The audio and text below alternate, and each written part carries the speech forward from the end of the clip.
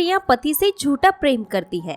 जय श्री कृष्णा मित्रों, स्वागत है आप सभी का हमारे YouTube चैनल शुभ मंगल में। मित्रों, आज मैं आपके लिए बहुत ही काम की जानकारी लेकर आई हूँ। आपसे निवेदन है कि वीडियो को पूरा जरूर सुने। मित्रों, रतनदीप शहर में चंद्रभूषण नाम का एक राजा राज करता था, जिसका उदयभान नाम का एक राजकुमार था। राजकुमार उदयभान को अपने ही पिता के मंत्री के बेटे से सत्यसेन से गहरी दोस्ती थी। वो हर समय साथ साथ रहते थे, साथ साथ घूमते और साथ ही बैठकर भोजन करते थे। एक दिन इन दोनों ने कहीं घूमने का मन बनाया। दोनों ने घोड़े सजाए और पहाड़ों के बीच वादियों में चले। चलते चलते वे एक दूसरे राजा के राज्य की सीमा में पहुंच गए। वहां उन्होंने देखा कि एक बड़ा ही मोहित उपवन है।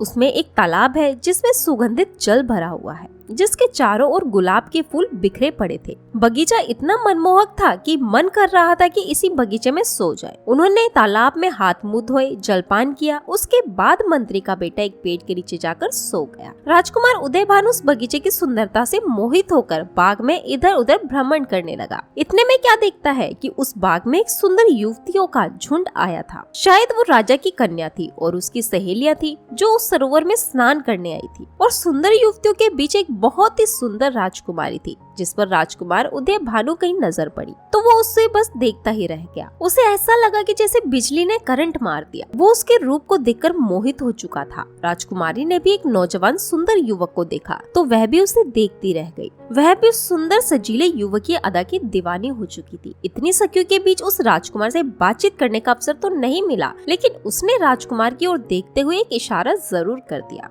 उसने अपने गजरे से एक कमल का फूल निकाला और उसे कान से लगाया, छाती से लगाकर उसे पैरों से दबा दिया और सखियों के साथ अपने नगर को लौट गए। राजकुमार उदयभान उसके इशारों को समझ नहीं पाया। वो अत्यंत निराश होता हुआ आया। अपने मित्र सत्यसेन के पास आया, जो एक पेड़ के नीचे सो रहा था। उसने अपने मित्र को सारी बात बताई कि मित्र, अभी अभी एक सुंदर सी राजकुमारी बाग में आई थी और मुझे लूट कर चली गई। उसने कुछ इशारा भी किया था, लेकिन मैं इसके इशारे को समझ नहीं पाया। साथ ही अन्य युवतियां होने के कारण बातचीत का भी कोई अवसर नहीं मिला। मैं उसके बिना अब जी नहीं सकूंगा। अगर तुम मुझे जीवित देखना चाहते हो तो मुझे उस राजकुमारी से मिलवाने का प्रबंध करो। मुझे तो अपना कुछ अता पता बताकर नहीं गई। राजकुमार को अत्यंत दुखी देखकर मंत्री के बेटे ने पूछा, अच्छा ये बताओ, जाने से पहले उसने क्या इशारा किया था? तब राजकुमार कहता है कि हे मित्र, उसने अपने गजरे से एक फूल निकाला, उसे दांतों से कुतरा और फिर सीने से और पैरों से दबाकर चली गई। सत्यसेन कहने लगा, मित्र, परेशान होने की कोई बात नहीं है। वो राजकन्या अपना पता आपको दे चुकी है, आप उसे समझ नहीं पाए। उसने कमल का फूल गजरे से निकालकर कान से लगाया। इसका अर्थ है कि वो कर्नाटक देश की रहने वाली है। उसने फूल दांतों से कुतरा। इसका अर्थ है वो दंत फूल राजा की कन्या है। उसने फूल सीने से लगाया। इसका अर्थ है उसने आपको अपने दिल में बिठा लिया है।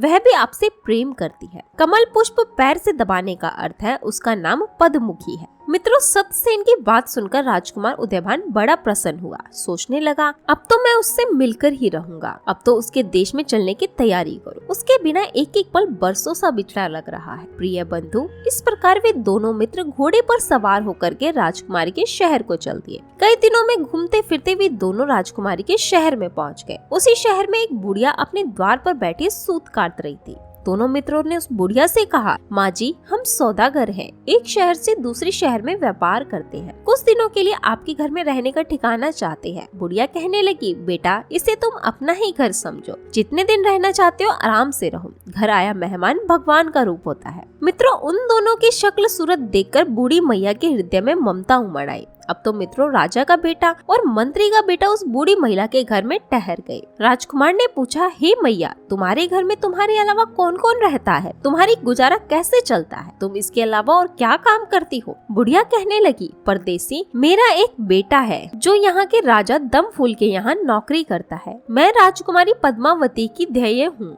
अत्यधिक बूढ़ी हो जाने के कारण मैं अपने ही घर पर रहकर सूत काटती हूँ। जब भी मुझे अपने काम से फुर्सत मिलती है तो मैं दिन में एक बार राजकुमारी से मिलने चली जाती हूँ। मेरे खाने पीने की व्यवस्था राजा साहब खुद कर देते हैं। प्रिय बंधु, बुढ़िया की बात सुनकर दोनों दोस्तों ने सलाह की कि भगवान ने हमें सही स्थान पर भेजा है। ये बुढ़िया हमारे बहुत काम आएगी। यही सब बातें विचार कर उन्होंने बूढ़ी मैया को एक असीडियों से भरी हुई थैली दी और कहा कि हे मैया, कल तुम जब राजकुमारी के पास जाओ तो उससे कह देना कि जो राजकुमार तुम्हें बाग में मिला था वो तुम्हारे शहर में ठहरा हुआ है। अगले दिन बुढ़िया अपने कार्य से फ्री होकर राजकुमारी के महल में गई तो उसने राजकुमारी पद्ममुखी को राजकुमार उदयभान के आने की खबर दी। मित्रों, हुआ क्या, जैसे ही बुढ़िया ने खबर सुनाई, राजकुमारी ने एकदम गुस्से में आकर हाथों में चंदन लगाकर उसके गाल पर जोर का तमाचा मारा और बोली, जा मेरे घर से निकल जा। प्रिय बंधु, बुढ़िया अपने गाल को पकड़े हुए राजकुमार और उसके मित्र के पास लौट आई और राजकुमारी के इसी अनुचित व्यवहार के बारे में उन्हें बताया।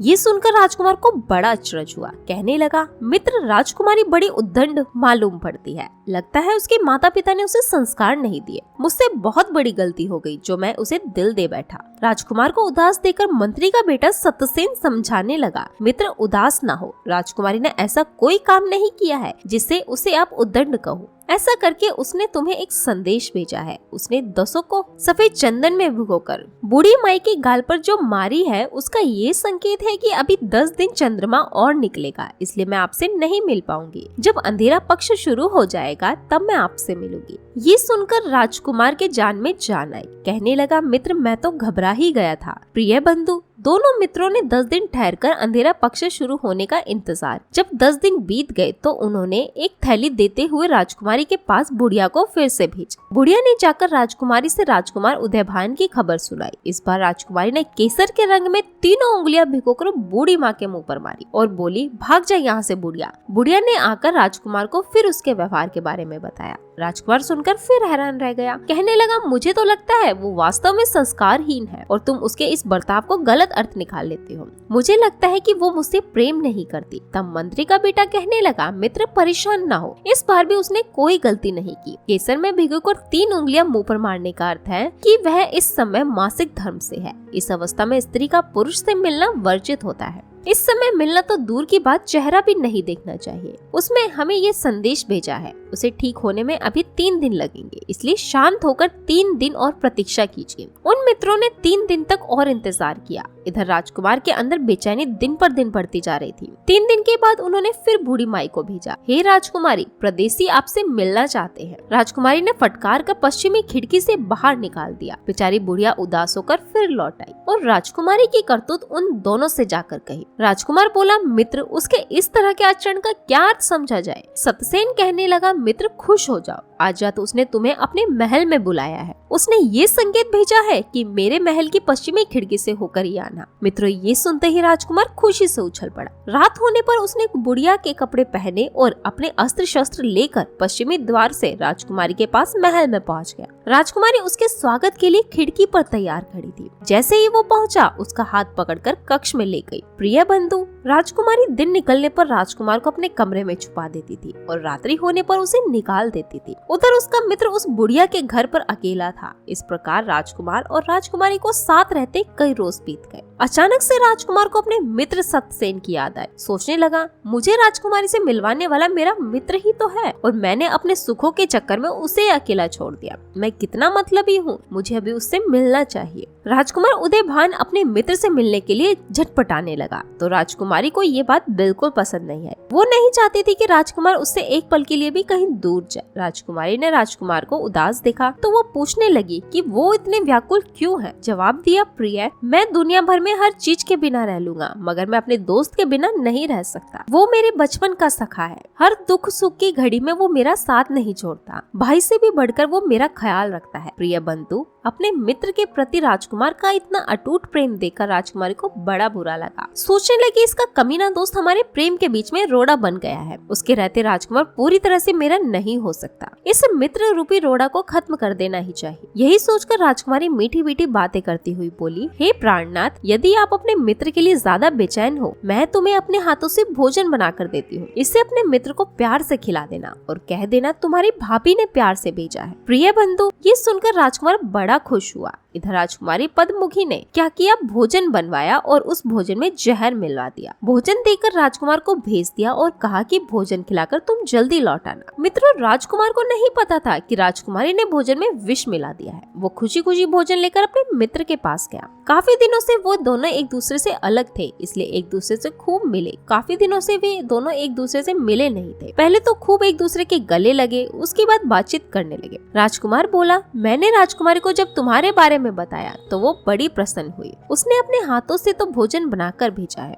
लो भोजन कर लो। प्रिय बंधुओं, मंत्री का बेटा बड़ा चतुर था। उसने भोजन करने से पहले पास में बैठे कुत्ते को थोड़ा सा भोजन डाल दिया। वो कुत्ता खाते ही मर गया। ये देखकर राजकुमार आश्चर्य में पड़ गया कि ये क्या हुआ। तब सत्यसेन कहता है, मित्र राजकुमारी ने मुझे मारने के लिए ये भोजन भेजा था। इस भोजन को भिजवाने में उसका कोई प्यार नहीं था। राजकुमार पूछने लगा, मित्र उसने ऐसा क्यों किया? तो मंत्री का बेटा कहता है, हे मित्र, उसके और तुम्हारे मिलन में मैं रोड़ा था। तुम रहते तो जरूर उसके पास थे, पर तुम्हारा मन हर समय मुझसे मिलने का बेचैन रहता था और राजकुमारी नहीं चाहती थी कि वो इसका प्यार बढ़ जाए, इसलिए उसने मुझे मारने का प्रयास किया। मैं मर जाता तो तुम पूरी तरह से उसके होकर रहते। मित्रों, सुनते ही राजकुमार का खून खोल उठा और कहने लगा, ऐसी दुष्ट स्त्री का प्रेम पाकर मैं कभी भी चैन से नहीं जी सकूंगा। इसका प्रेम तो बड़ा घातक है, ये मैंने कभी नहीं सोचा था। ऐसी स्त्री से तो भगवान ही बचाए। अब मैं उसके पास लौटकर नहीं जाऊंगा। मंत्री का बेटा बोला, नहीं मित्र, हमने कई दिनों से अपना घर द्वार छोड़ रखा है, उसके बिना तो हम घर जा ही नहीं सकते। हम उसे अपने साथ घर लेकर चलेंगे, लेकिन ब्याह कर नहीं, उसकी करनी का दंड देकर। आज रात तुम उसके पास जाओ और राजकुमारी जब सो जाए तो उसकी बाई जांघ पर अपनी तलवार का निशान बनाकर और गहने लेकर चले आना। मित्रों, सत्यसेन के समझाने के अनुसार ही राजकुमार पद्ममुखी की बाई जांघ को तलवार से चिन्हित किया और गहने लेकर चला आया। उधर मंत्री के बेटे ने एक योगी का भेष बनाया और मरघट में जाकर बैठ गया। राजकुमार उदयभान को उसने गहने बेचने के लिए बाजार में भेज दिया और कहा कि अगर कोई तुम्हें पकड़ ले तो उससे कहना कि मेरे गुरु के पास चलो, तब तुम उसे लेकर मेरे पास चले आना। प्रिय बंधुओं, इस प्रकार मंत्री का बेटा साधु बनकर मरघट में बैठ गया। राजकुमार गहने लेकर बाजार में चला गया। उसने ये गहने सुनार को दिखाए। सुनार उन्हें देखते ही पहचान गया कि ये गहने तो राजा की बेटी के मालूम पड़ते हैं, कहीं ये चोर चुरा के तो नहीं लाया। उसने तुरंत कोतवाल को बुलाया और राजकुमार को पकड़वा दिया। कोतवाल ने पूछा कि गहने तूने कहाँ से प्राप्त हुए? तो जवाब दिया, ये गहने मुझे मेरे गुरु ने दिए हैं, जो मरघट में धुनी रमाई बैठे हैं। प्रिय बंधु, अब तो कोतवाल ने मंत्री के बेटे को भी पकड़वा लिया। दोनों को राजा के सामने पेश किया गया। राजा ने पूछा, योगी जी, ये गहने तुम कहाँ से लाए? तब योगी भेषधारी मंत्री का बेटा कहता है, महाराज, मैं कई दिनों से मरघट में बैठा डाकनी की उपासना करना था। कल वो मेरे पास आए, मैंने उसके गहने उतार लिए और उसकी बाई जंघा पर अपनी तलवार का निशान बना दिया। मित्रों, गहने तो राजा पहचान ही चुका था कि गहने उसकी बेटी के हैं। उसे संदेह हुआ,